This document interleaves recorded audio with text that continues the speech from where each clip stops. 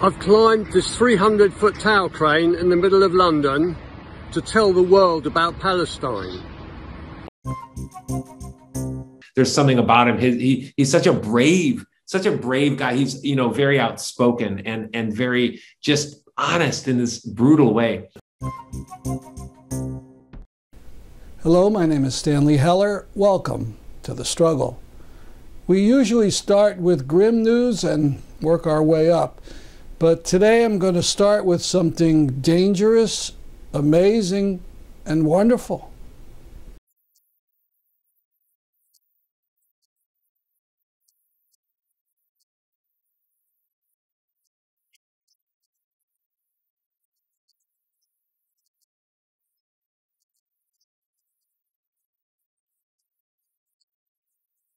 And he did.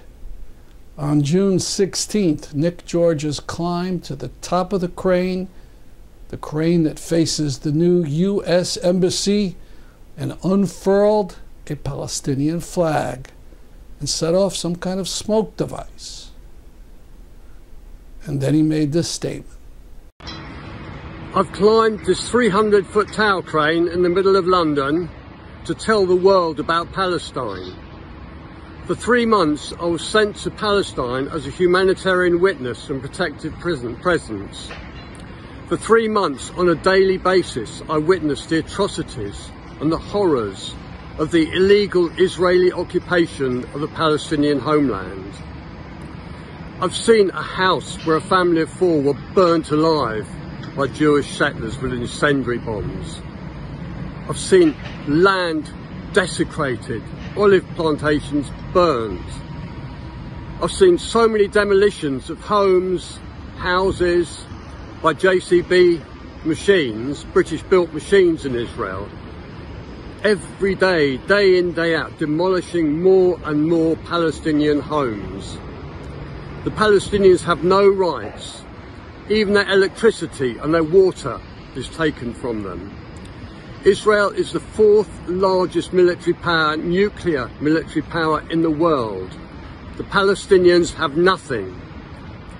As a Christian who cares, I cannot just stand by and let this go on.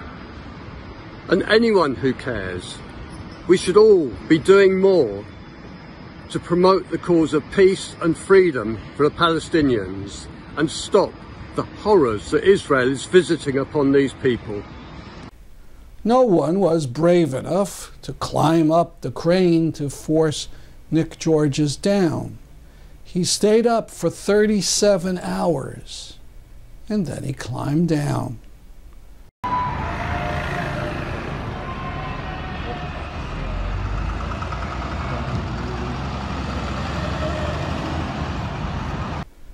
We certainly are not advising anyone to do this.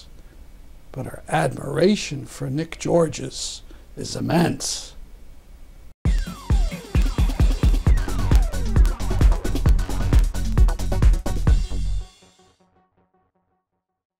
Now back to the grim news. Amy Goodman reports on this prisoner abuse from 2019.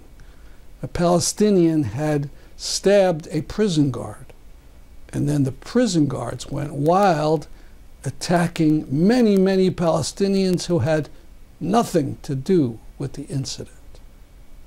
The Israeli newspaper Haaretz has published shocking video of Israeli prison guards brutally kicking, punching, and beating shackled Palestinians inside a prison in the Negev desert in 2019. The video shows guards throwing dozens of men into a large pile on a concrete floor. 15 were later hospitalized. The Israeli human rights group B'Tselem said today, quote, "The case proves yet again that Palestinian victims of violence by Israeli security forces cannot achieve justice via Israeli systems and can hope to do so only in an international court," B'Tselem said. No Israeli guards faced charges over the assault. The warden on duty was later promoted. Did you hear that? The warden on duty was promoted. On Tuesday the 15th, the fascist Israeli held a flag dance in Jerusalem, screaming abuse at Palestinians. this video from active stills circulated widely.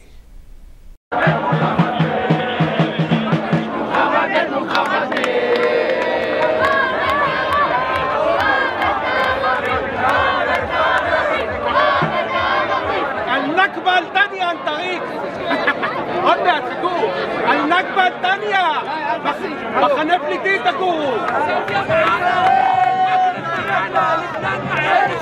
انت ودينك مسخرة ومسخرة عربي טוב, ערבי בקבר כמה חסדים שלנו ערבי בבן זונה יהודי בנשמה ערבי בבן זונה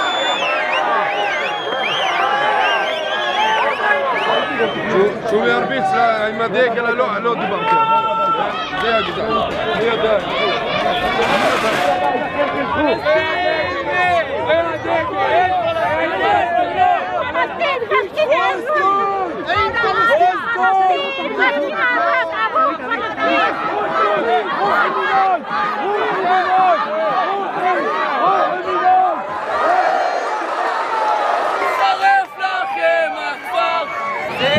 הבית שלנו. לך לתאילנד. באים עליי, בית שלנו. מוות לערבים! מוות לערבים! מוות לערבים! מוות לערבים! עזרו לנו להרחיק אותם. לך לעזה, כפרה. לך לעזה. This one is worse.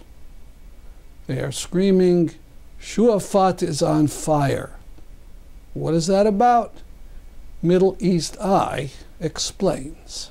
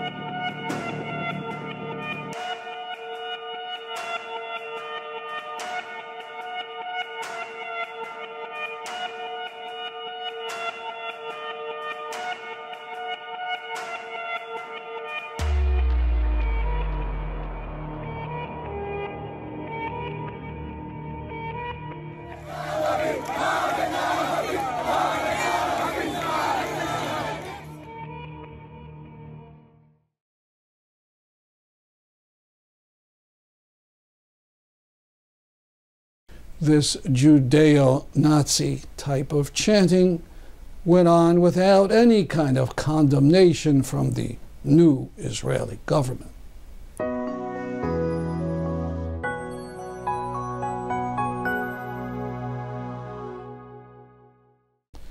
In contrast to these bums, well over 100 Jews have signed a statement calling for Jewish institutions to take down the Israeli flag. To see the statement and to perhaps sign it, go to thestruggle.org for the link. Another Palestinian was killed by Connecticut-based Rugers rifle. His name was Muhammad al-Titi. He wasn't killed in Gaza. He was shot in the West Bank. The crime for which he was executed was explained by Haaretz reporter Gideon Levy. He wrote, Hussein peeked out for a second and was hit. 20 groups have banded together to try to stop Ruger from selling its guns to Israel. To find out about it, go to norugerstoisrael.org. We want to go back a week to Waterbury, Connecticut, to hear a poem created and read at the Protest for Palestine by Mariam. And a poem as well in their commemoration by Mariam.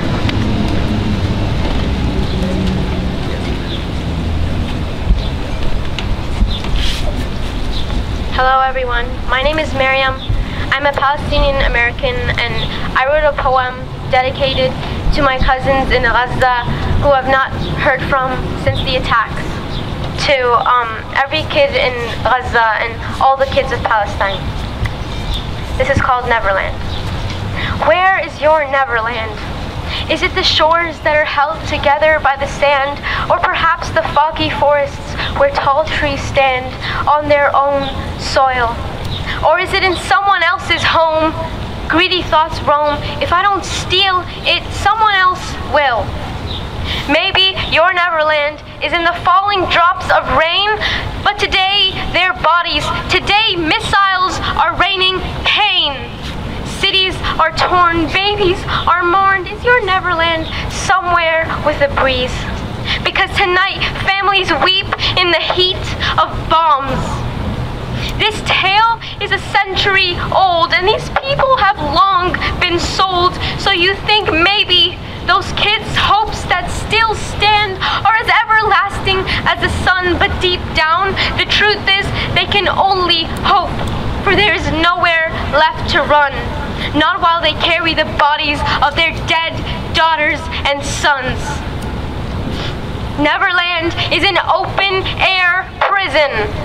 Neverland is a land where children don't survive any longer than the amount of fingers that they carry on both of their hands. What does it really mean to never be able to grow up? Because today a child is crying.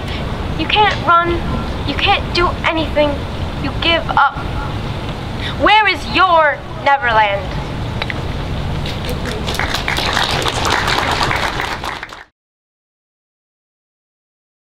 Now, part one of an interview I did with artist Marc Nelson about the bravery and disappearance of Syrian Mazen Al-Hamada. I'll be speaking to Marc Nelson, an extraordinary artist and school teacher who lives near Chicago. One of Marc's interests is in depicting the victims of war and persecution. Viewers of this program know that he was one of the featured artists at the Gandhi Peace Award last December with his artwork about Syria. He was also kind enough to do a work of art in tribute to the late Mubarak Soulemane. We're going to be talking about the case of Mazen Al-Hamada, a Syrian who was part of the freedom movement, who was arrested, tortured, and freed, and then who told about what happened to him and others, and then mysteriously went back to Syria. The man who Marc met and whose image Marc has drawn many times. Good afternoon, Marc. Good afternoon. Thank you, Stanley. I appreciate talking to you.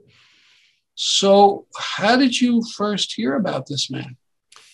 Well, I was starting to draw seriously about Syria in 2016, and I'm really ashamed it took so long for me to start making art, but it was one of those intrinsic things that I just started to do drawings. And through that, I met, through the internet, met some survivors of Assad's prisons, which I hadn't heard such atrocities and such horrendous things happening to humans since maybe Bosnia. In those, they had some camps there, and I couldn't believe what I was hearing. So I started to kind of talk to as many people as I could, and then I ended up finding in spring of 2017 there's a film called Syria's Disappeared, the case against Assad.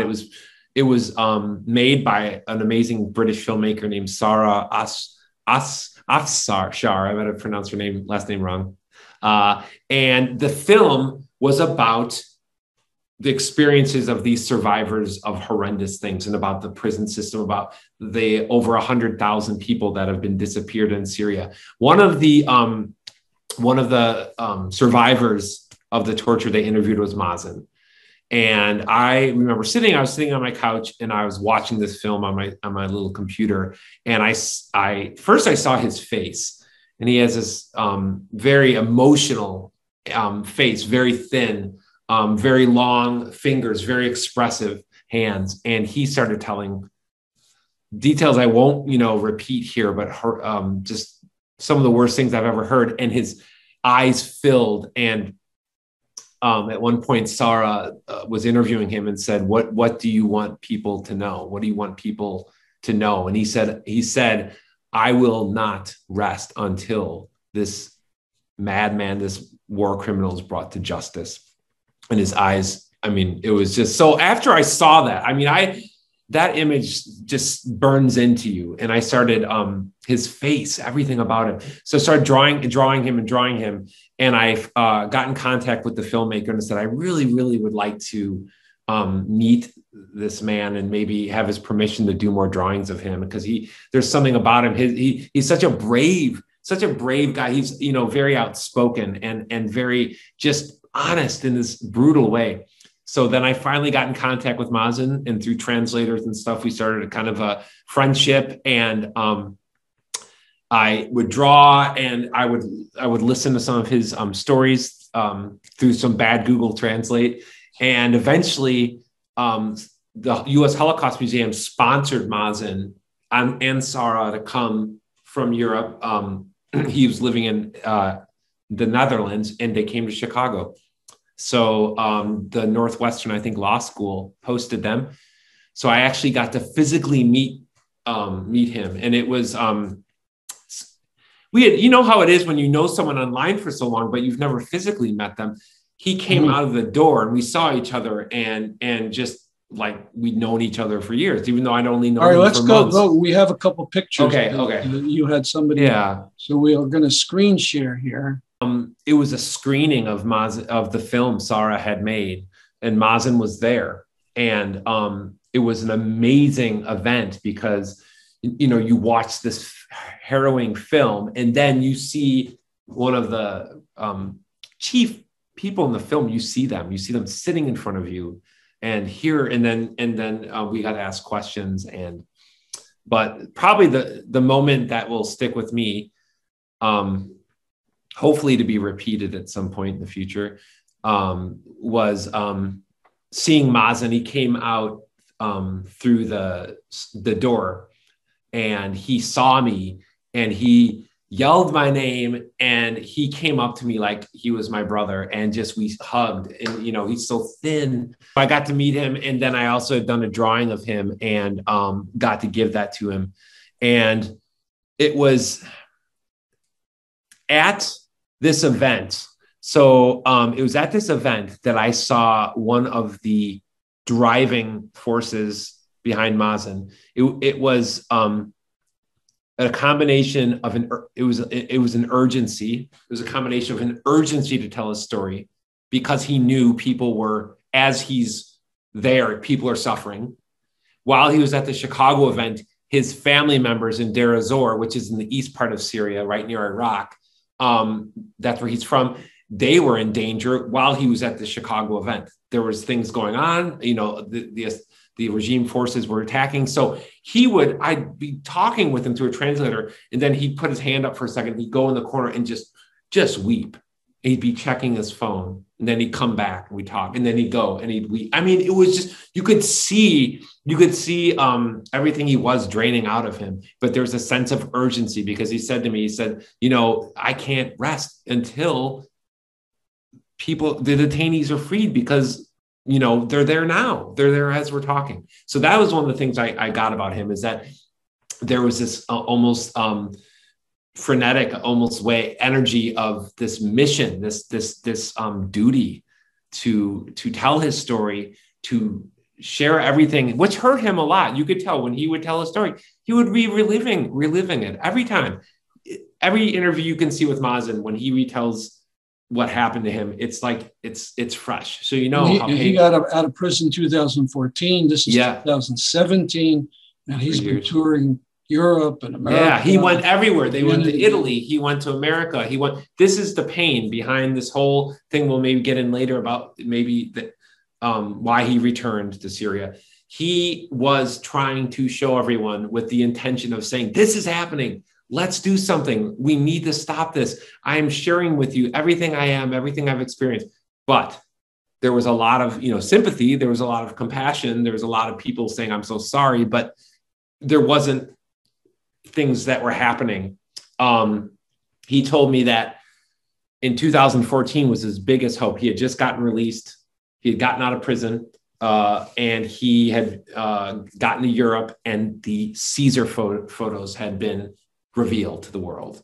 And he thought, this is it. This is it. The world is going to, once these photos are out, there's no way. For our viewers, what are the Caesar photos? The Caesar photos are photos taken by a medical, a Syrian regime, like a medical photographer who was sickened by what he was seeing the regime doing, and secretly taking, he was taking photos as part of his job, but he was also saving them to a thumb drive. And he I forget the exact number of photos, but he smuggled thousands and thousands of documented evidence of what the regime was doing to civilians. So that was a huge thing. And so Mazen thought, with those photos, his testimony, this is it. This is the watershed moment, and when that was back in 2014. So he was still, that was 3 years later when I met him, and he was still just that sense of, I need to do something. I can't rest. I cannot rest until this leader and his henchmen are brought to justice. And did you communicate with him after 2017? Oh, up until almost he left. Up until almost he went back.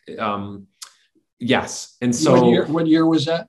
That was it last year? Yeah, it was about a year, is a little over a year ago. So it's been like 400 and the exact dates I'm not, but over 400 days since he's been gone. Did you have any idea he was thinking about going back? Here's what I knew. I knew that he was in a desperate situation. He obviously was dealing with trauma, psychological trauma, huge amounts. He was, his health was ruined by this experience. His bones were broken. He broke his ribs, his wrist, his legs, his hands, everything broken. And he had also had a horrible experience with the government in the Netherlands, where he had received back pay from, he worked at an oil company before the uprising, 2011, or the revolution. And he they said, hey, we got this back pay for you. Well, this is when he's living in the Netherlands. And he said, yeah, please send it. And so once he got that, then the government in the Netherlands said, hey, that disqualifies you from getting refugee benefits. So basically he lost everything. He ended up living with, I think, his nephew, his family. So he at that point had lost everything.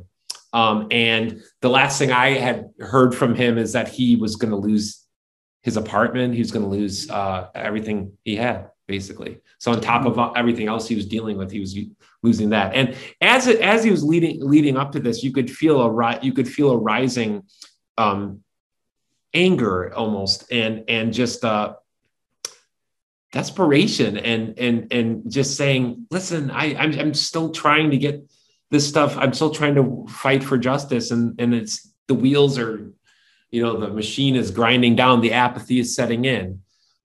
People are starting to be like, and I told you this before, but people would say to him, gosh, you're still on about that whole thing? Yeah. Still on about that, huh? You know, that's been years. It's been, you've been out of prison for the, I mean, to me, that's just like the biggest punch in the face for anyone who's suffered trauma before. Yeah, that's, aren't you over it yet? I mean, how insane do you have to be to ask someone that? So when did you hear he had gone back to Syria? Oh, so I'm trying to remember the exact date. Or how did I hear? So I heard from a group called the Syrian Emergency Task Force. They're out of DC. They were a group that I worked with before, and someone from that group messaged me and said, "Did you hear about Mazen?" And I thought, no. And then that's how I found out, is that she said he went back to Syria and he's gone. We don't know where he is. The conclusion of this interview, including some of the drawings Marc Nelson has made of this man, will be on next week's program. Now for an announcement about a vigil for a young man killed by police 17 months ago in West Haven, Connecticut. Candles will be lit in his honor. From a poster for the event, Mubarak was gunned down by a state trooper with 7 shots. Mubarak was in a car surrounded by police cars. His windows were up. He was a threat to no one. There was no reason to draw guns on him. A West Haven undercover policeman smashed the passenger side window. A taser was shot at him. Seconds later, he was killed by live fire. State's Attorney Gaylor has not indicted anyone. It's been 17 months. Neither Governor Lamont nor any state or city official has said any policeman did anything wrong. Speaking of Governor Lamont, an activist from Killingly, Connecticut, challenged him on a power plant which he won't stop, which is a danger to her community and which will spew greenhouse gases over the world. In the state, you said Killingly power plant is a 50-50. It's not good enough for us who live so close to there. We want that plant stopped, and we want to know what you can do about it. You are the governor. You have done executive orders around COVID. We don't need the energy. You know that. It's all being shipped out of the state, and it's just going to pollute economically depressed area.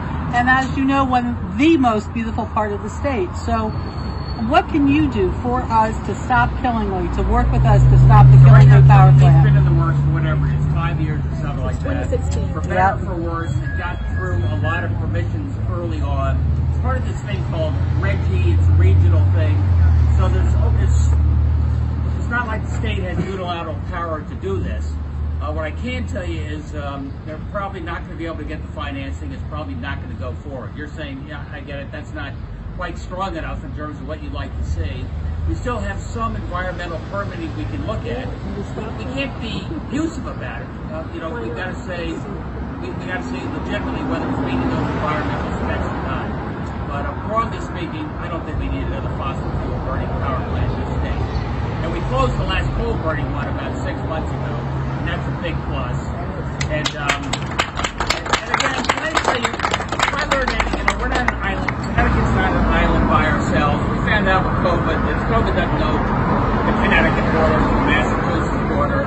And on TCI, I'll tell you what, last time, we did this with our regional governors. We did this and said we're going to be able to get it over the finish line. And it was people were a little surprised and shocked that Connecticut, one of the most environmental states in the country, not yet been able to bring that to a vote. So the blue push there would be a big help. But the governor of Rhode Island did stop the Burrillville power plant just over the border from Killingly. So if they could do it, we can do it. All right. That's our program for today. See you next week at this time. I'm Stanley Heller for The Struggle.